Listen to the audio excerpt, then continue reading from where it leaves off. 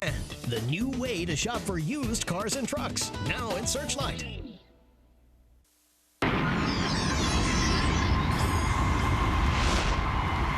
Summer has officially arrived in Chicago, and now all the fans are really waiting for is a win by the home team. The Chicago Fire is riding a 5-game winless streak as they host the Columbus Crew here at Toyota Park in Bridgeview. It's Major League Soccer action on Comcast SportsNet Chicago. As we look at MLS's Eastern Conference standings, brought to you by the Chicago Sun-Times, you see that even though it's early June, both Chicago and Columbus need to start picking up some 3-point victories, else they fall too far back in the Eastern Conference race.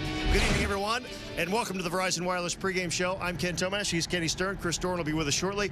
Kenny, the 0-0 draw last Sunday night against Real Salt Lake was a little disappointing, but there were some optimistic signs, perhaps most notably the play of young Jeff Curtin. Yeah, Jeff Curtin was very, very impressive in his first start. He's been given a crack at the first 11, and he'd like to hold on to that spot.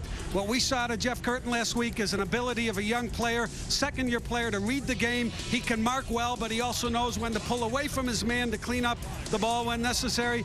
He stood tall in the back at key moments in that match, and he brought the physicality to the back line that the Fire desperately needs. We also noticed something else very intriguing about Jeff Curtin on the Chicago set pieces, in particular the corner kicks. Watch for Curtin to come forward and create some great goal-scoring opportunities for his teammates. Well, one guy that young Curtin and the rest of the defenders will have their hands full with is this man, Guillermo Barros-Schelotto, longtime player and champion with famed Argentine club Boca Juniors. He's in their first 11 tonight, and he brings a whole new dimension to that Crew attack. Did you know that the Crew have not lost in 6 straight trips to Chicagoland?